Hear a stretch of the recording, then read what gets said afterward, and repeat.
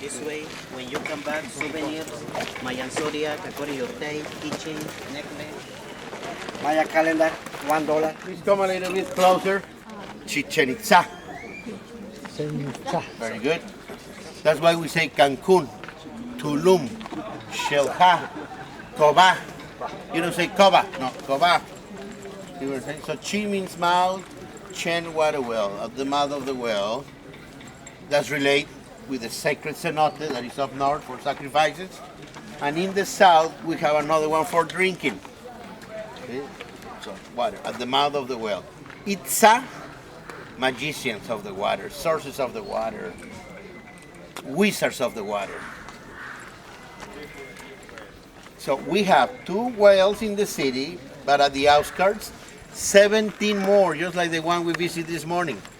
17. So that's the answer. Why these people settle down in the middle of nowhere? Water. I explained on the bus there are no rivers on the surface. But they need the water. Water. Water. We need the rain for the crops. That's why they're here. Professor. I'm not a professor. You are. Remember the Yucatan Peninsula? The map in the middle. So all the roads lead to Rome. See what I'm saying? Obviously, commerce was the main activity. So merchants came from all over, north, south, east, west. Political activities were concentrating here. There were long processions to worship the rain god. The most important ball games took place in this field, etc., etc. What was the feeling of the other kingdoms if Chichen Itza had all this power? Not happy, another feeling? Jealousy? I mean, that's why Mayans fight each other.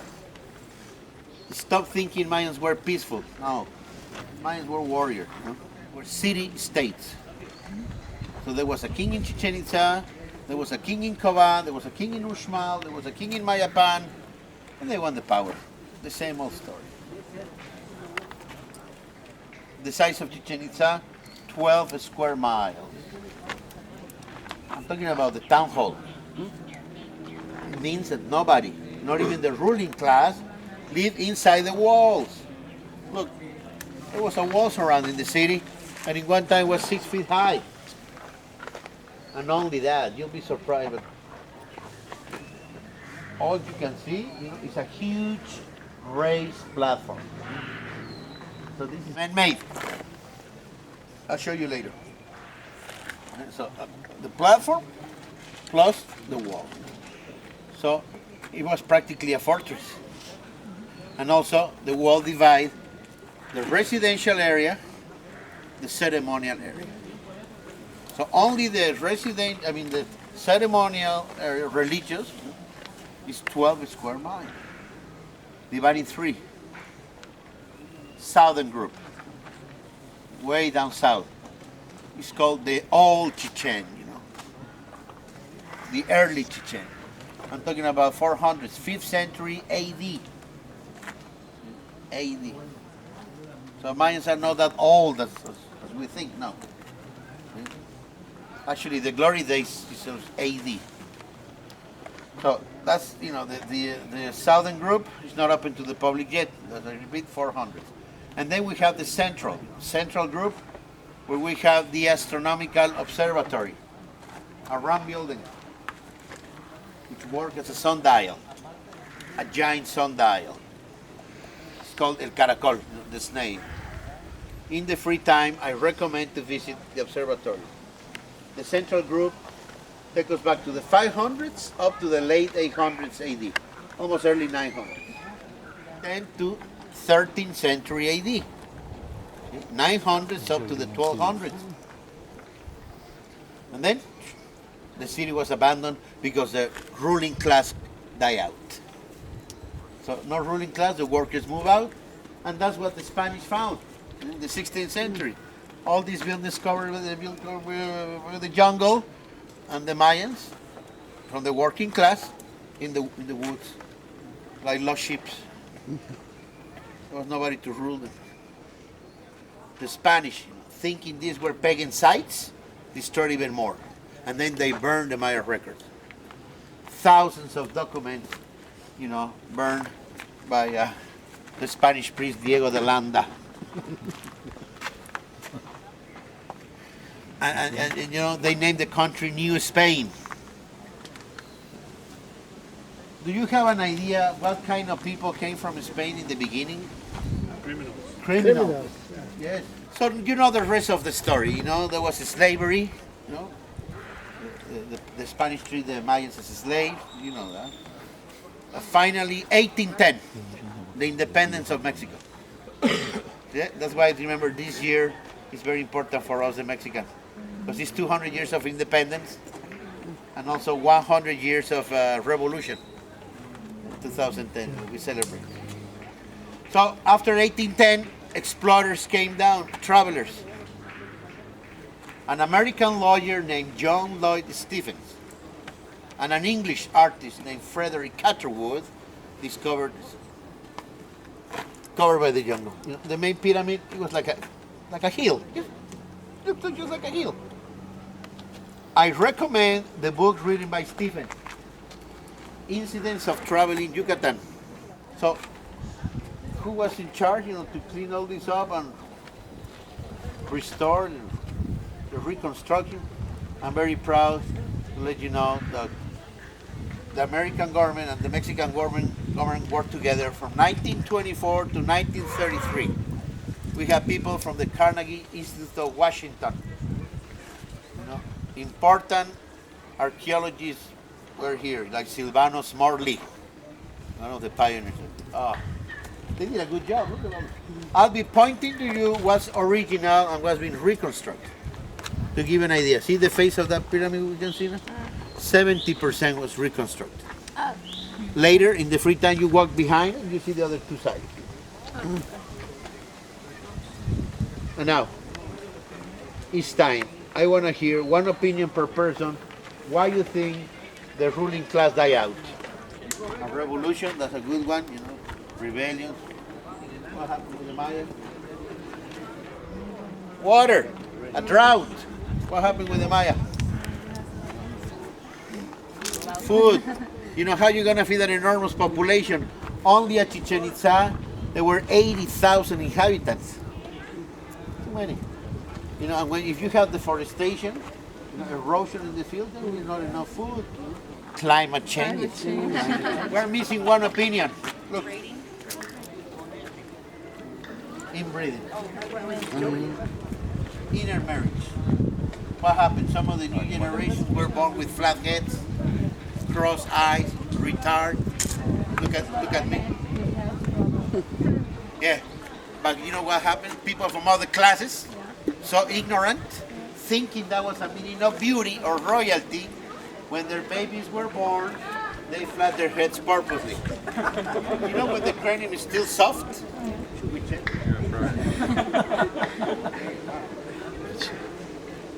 They flat their hairs with two boards. One technique, two boards like this. Right. Another technique, two boards like this with ropes. Flat. And then they place little box of wax in between their eyes, so they walk with a cross eye. Whatever happens, you know, the combination of all, that's my opinion. You know. I agree with the scholars, it was, you know, only one thing. So there was a decline, collapse, you know, no royalty. If you are interested to read how bad was the division of classes of the Maya, check in internet. It's one of my favorite books, A Forest of Kings. It was written by Linda Shield. You know, she was dedicated her life studying the Maya families.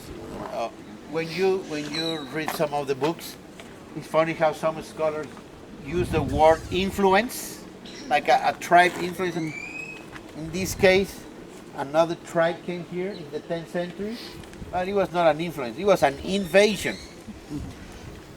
The name of the invaders, Toltecs. Toltecs are before the Aztecs. They came from central Mexico and settled down here. So we're going to see the influence, you know, of the Toltecs. It was really an invasion. For instance, Can you see the serpent head? That's Toltec. They worship the feather serpent as their sun god. It's named Quetzalcoatl, renamed as Kukulkan by the Maya.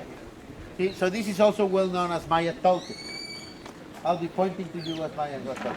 But that's the only mix that we have in the history of Maya. Actually, the first Maya cities were abandoned were the ones in Central America. Tikal, Guatemala, Copan, Honduras, you name it. They were abandoned earlier than Earlier, yes. Earlier. 900s, 11th century, and then it's 13th century.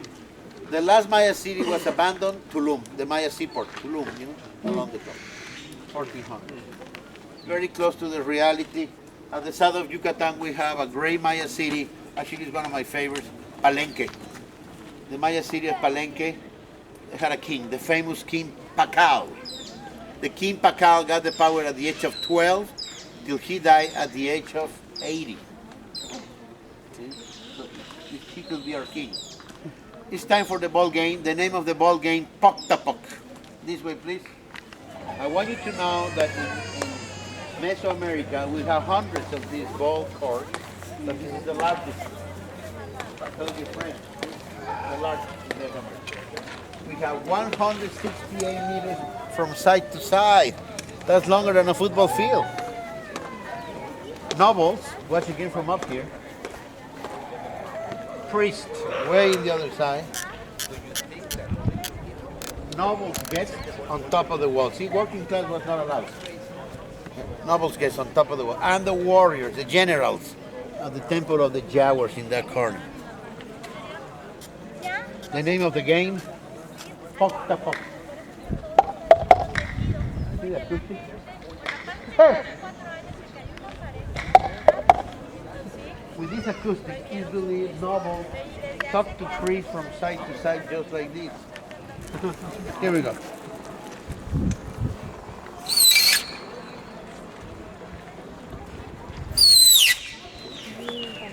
Got it? Beautiful. So we prove the acoustics. Yep. How they play the game. 7 players against. Oh, are you all right? 7 players against 7 must pass a solid rubber ball through those rings from side to side. I'm talking about solid rubber, 5 to 6 inches, and the weight 9 pounds. See, so it must be tough players, in good shape. It's heavy. Right? There was one rule to play this game: no hands and no kicking. So how do they play the game? Shoulders, elbows, and hips. Obviously, impossible at Chichen Itza. The rings are way too high, the walls are vertical. When you visit the other ball courts in Mesoamerica, the walls are in an angle and the rings are much lower. So yes, they play with the hips, not at Chichen Itza. I'm going to show you some of the carvings where every single player is holding a small racket to play like lacrosse. So they have different rules. However, they play the score to 7, and at the end of the game, they sacrifice the captain of the losers.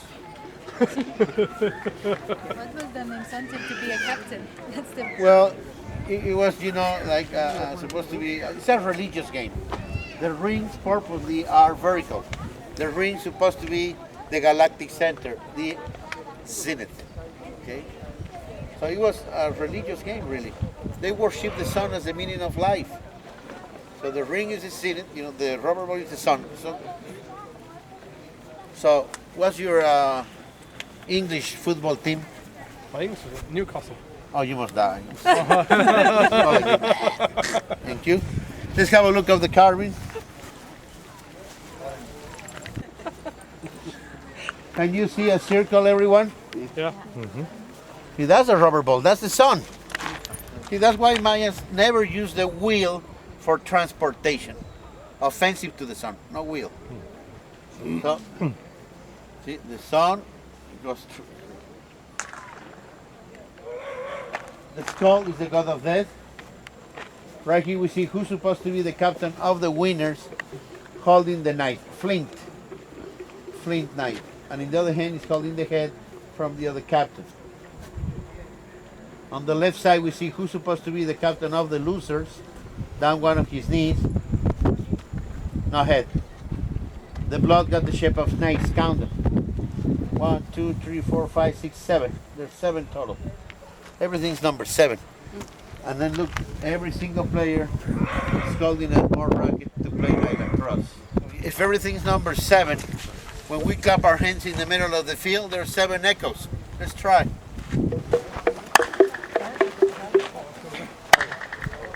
Oh, you're good, man. Why did you want to go with me? Not my style. Thank you. Judges, I say about it. What's behind the wall? Steps. Gotta be steps. And before you ask, in that corner, there are some of the blocks with numbers. That's archaeologists. Archaeologists fix that wall. They put those numbers. All right, this way, please. Imagine Stephens and Catcherwood traveling in the late 1830s, in the early 1840s through this jungle. Just like, look at that. Look how dense is the vegetation. You need a machete to walk through this jungle. Well, they came all the way from Central America on donkeys. Not easy. Many people died. There was malaria and yellow fever. So please have a look to the end. Let's see. Let's move a little bit this way, so you can see at the end there are steps. Look, there are a few steps over there. And you see, all the way to the left.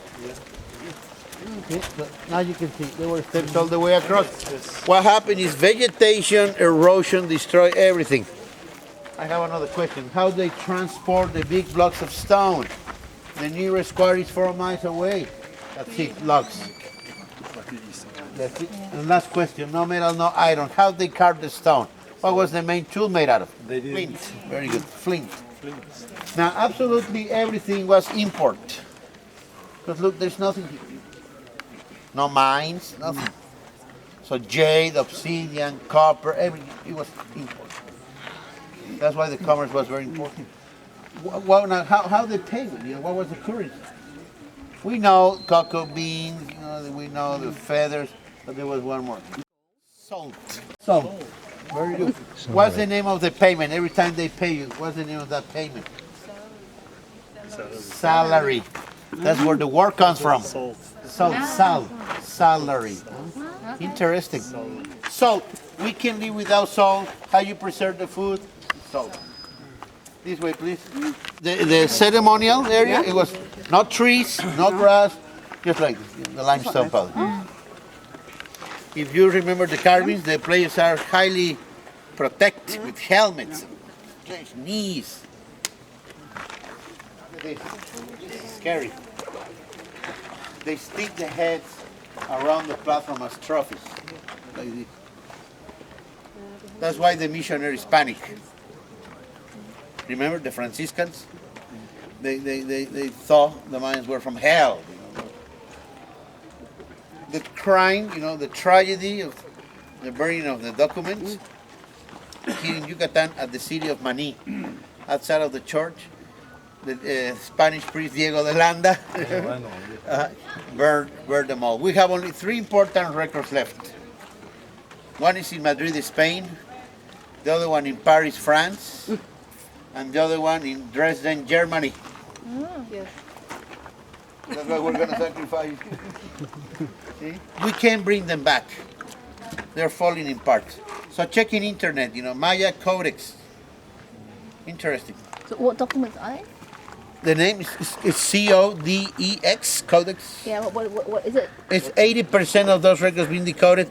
They tell us about astronomy, mathematics, agriculture, etc. Now look at this. The name of the platform, Zompantli, which means cemetery. It's Toltec. Archaeologists found skulls, real skulls buried.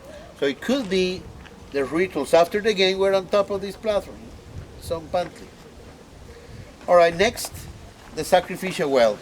We're going to walk on a Mayan road. Mayans walk through the jungle on elevated stone roads, Sagbe, white road. They purposely put like the limestone powder on top, so it was visible at night with the moon.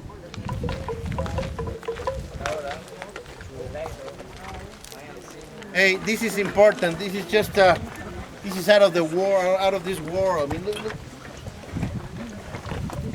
That's a regular ground level. So look at all the work done. You know?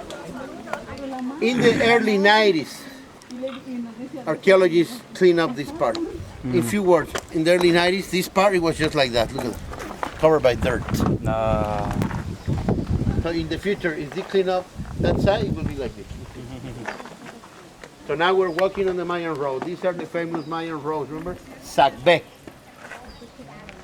This is only like 200 yards long. You know, we're gonna follow lamb. The procession was like that, very religious, you know, very serious. I mean, they play drums, flutes, they burn copal incense because they need the rain. They need the rain for the crops. All right.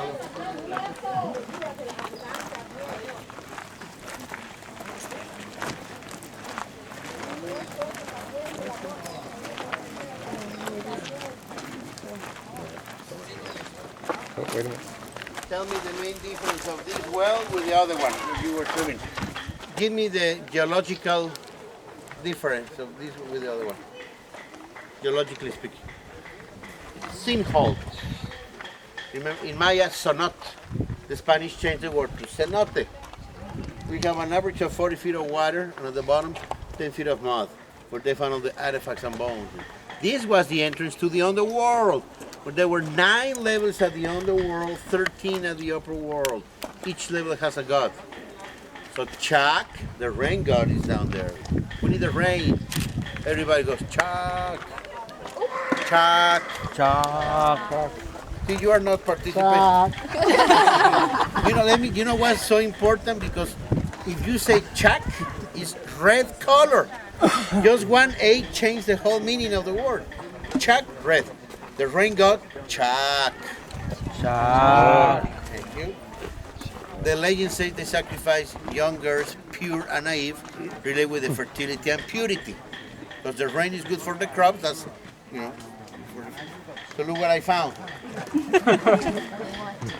How old are you? 16. Only 16, a little girl. So listen, first thing we're going to do is we're going to purify the body. We're going to take her to the steam bath. These are the famous temazcal. Have you heard about the temazcal? Very famous in Mexico. Actually, the word temazcal is Mexican, no Maya. Steam bath. So they purify the body. Very good. And then they paint the body in blue. The Maya blue relate with the sky and universe. How they prepare the Maya blue with the indigo plant.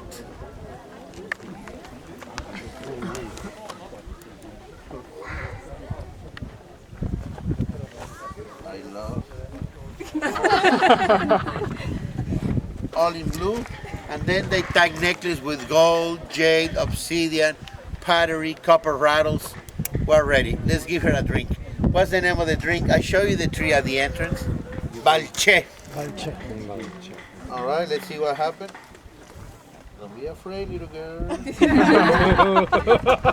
They push them alive in the well, and they wait.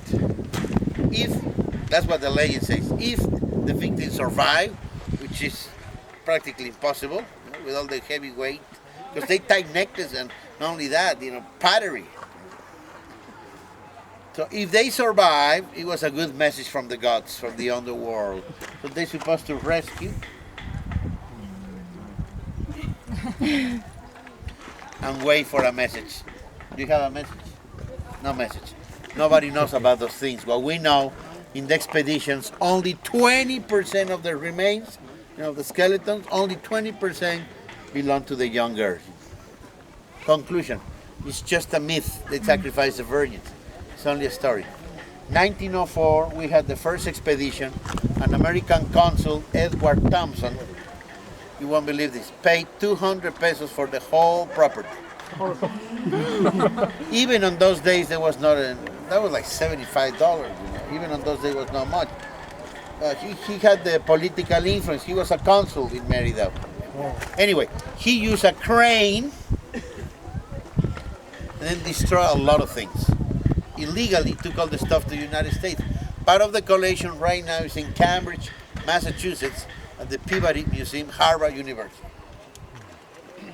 Mexico got pieces twice back. Like in the 1920s, then 1970s, we got pieces back. But still Harvard. 1961, the National Geographic pumped part of the water out, but didn't find much. Finally, 67, a group of Mexican divers, much better gear, they pumped the water so well they only left 12 inches at the bottom. See, I'm gonna give you 10 minutes break so you can take pictures, so you see what I'm doing. They left only 12 inches. They found in 67 golden disc with turquoise stones and marine shells, jade mask, pottery, incensaries, spear guns, obsidian knives, copal incense, lots of copal necklace. The collection in Mexico City. So don't forget, this is the mouth of the well. That's why we are here. It looks just like a simple water hole. Oh, a lot of history. A lot of, can you imagine? People came even from Central American processions to worship the rain god. Don't forget, the entrance to the underworld with 9 levels. 10 minutes break. Don't go away, We walk on the Mayan road. Don't forget the name Sacbe. There are Sacbes all over the peninsula towards Central America. Unbelievable, This road, what, 200 yards, 250 yards long? Not far away from here. We have a stone road just like this one, 60 miles long. Yashuna Koba. Straight. Check in internet the National Geographic maps of the Maya kingdom, no, the Maya land, and you see that road. This way, please. Every time you see these square platforms, they were ceremonial platforms, dancing platforms. It's not what you told me. You told me this was a UFO landing platform. Listen, the name of the platform, Venus. You know the planet Venus? The morning star. And if you look carefully, on the left side, the last carvings on the left, you see something like a star. The last frame, look, it's like a star. Can you see it? That's the planet Venus, protecting the agriculture. The Mayans worship Venus, the protector of the agriculture. What's the agriculture fertility? What's the fertility? The snake. The sun god Kukulkan, Quetzalcoatl. So see, now you know, they relate Venus with Kukulkan, Quetzalcoatl. Why? Because look, when the sun goes down, it goes through Mother Earth. And wait a minute, that's at night. Who's gonna protect the sun at night at the underworld? The jaguar. That's why all those jaguar heads and the stupid whistle, the annoying whistle, the jaguar sound. The jaguar, the nocturnal sun. Okay. Next morning, Venus, the morning star. So Venus gets out. In the niche, either side, you can see a human face. Can you see right in the center? The human face coming out of a serpent mouth. Listen, the human face, this is important because I'm sure you heard this story. The story of the white man that came from the north to this land.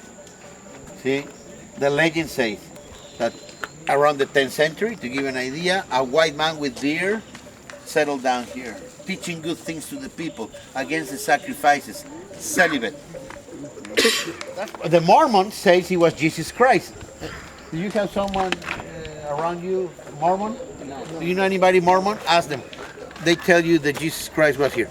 Others believe an Irish monk. And others believe the son of Eric the Red, the Viking. That sounds better, huh? One day he left. Whoever was this personality, one day he left, promising to return.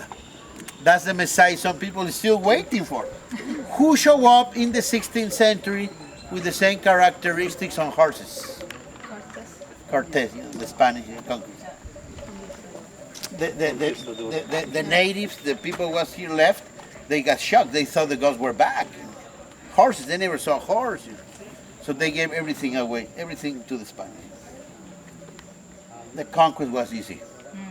Now look at the colors. The technique of painting fresco. But I have bad news. 1875. Obviously, in the 1870s, there was no control here. You know, this was a hacienda, so who cares? So this man, who's supposed to be an archaeologist, named Augustus Leplanjon, used dynamite to see what was inside.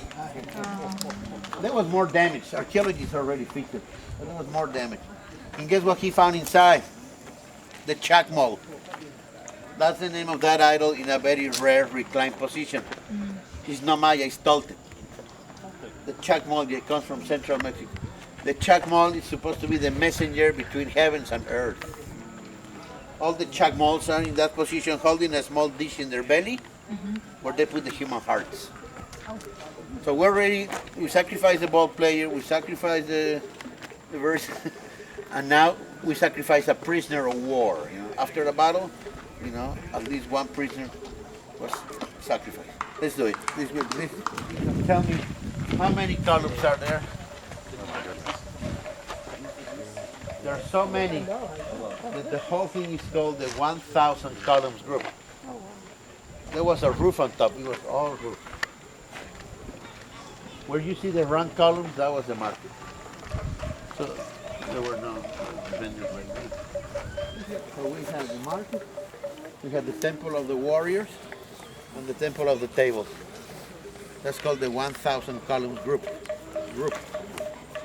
Here, the temple of the warriors. Look carefully at the upper building in every corner. You see long noses. Can you see like hooks? Every single nose is a mask of the rain god Chak. And above the steps you see Chacmol where they put the human heart. Diego de Landa, in his book, An Account of the Things of Yucatan, tells us about the sacrifices. I asked the high priest to come to the front. High priest. Everybody bows, please.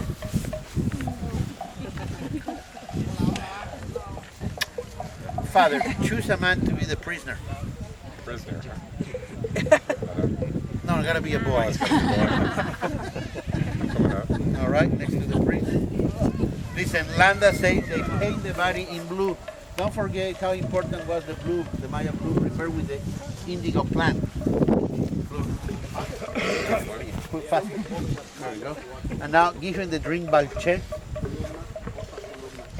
Drink. Balche. Then they place the body on the sacrificial stone, holding arms and legs. The chest is facing up the heaven. The idea was to take the heart out. No mercy. Open the chest. No, but it was not that easy. The sternum is very hard, you know. So you gotta go like this. No, make a noise. Take the heart out. Offer to the sun. The heart is the divine spark. It's the life. We don't need the body. Although, does anybody wants this body? Good. We must show the gods. We must show the gods we don't care about material life. We care about the spiritual life. That was like an immense, you know, like an obsession to please the gods. You know? So we're not finished. After you know that you took the heart out, they kicked the body down the steps.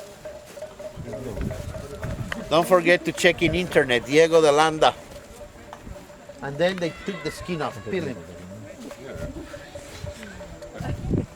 The priest put the skin on his back and danced.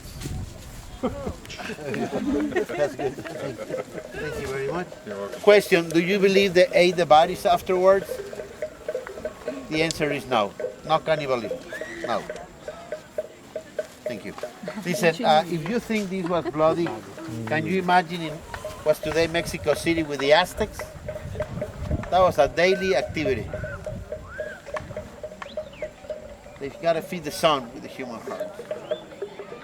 And now it's time to explain all about the main pyramid. Let's get in the shade. thanks to this building, we are one of the new 7 wonders of the world. I don't know if anybody participates voting online. It's a masterpiece. It's the sun calendar.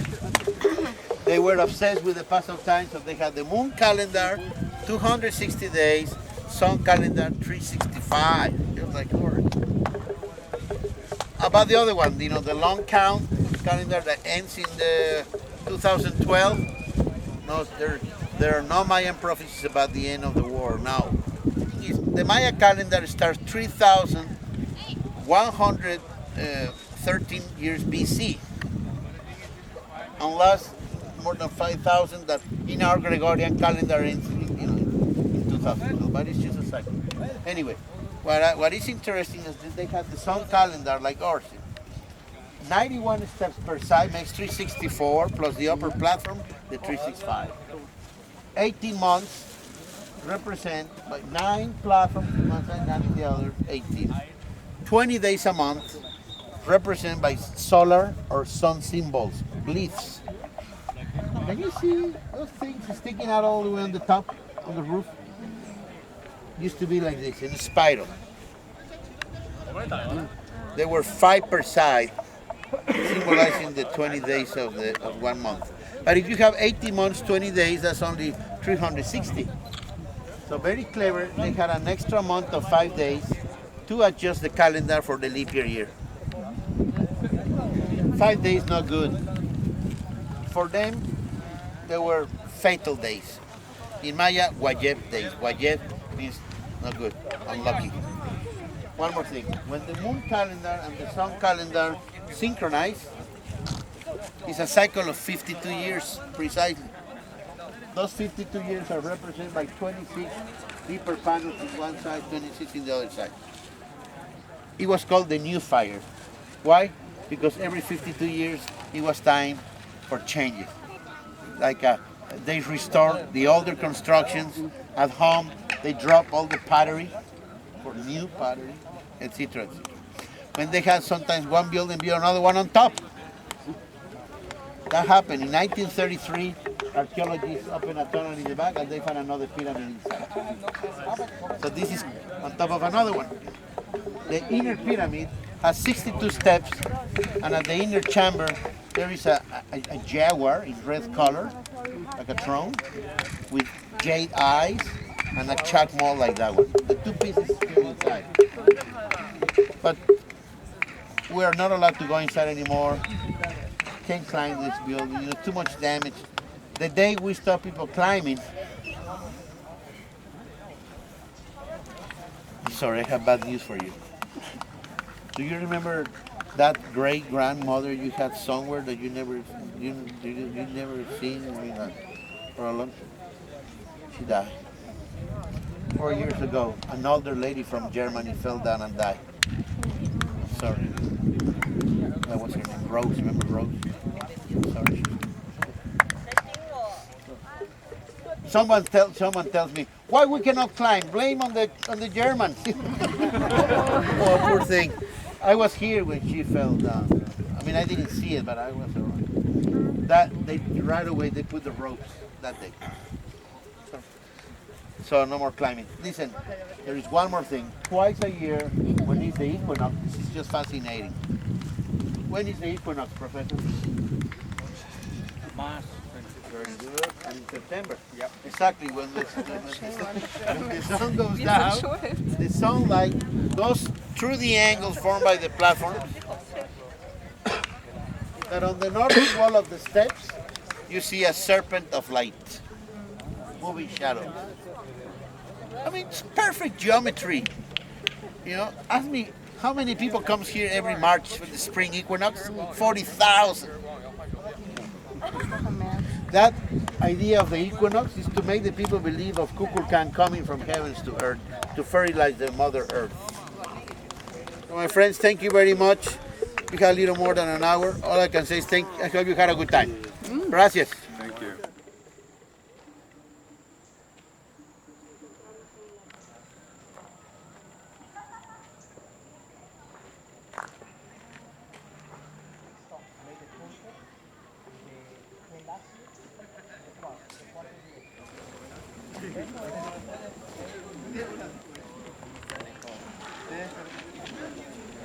I told her, okay, take it as easy because they're paying.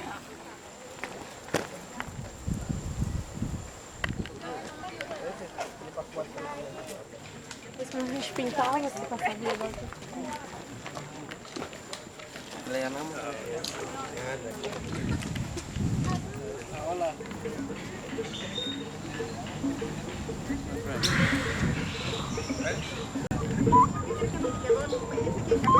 Esta ya no está negra.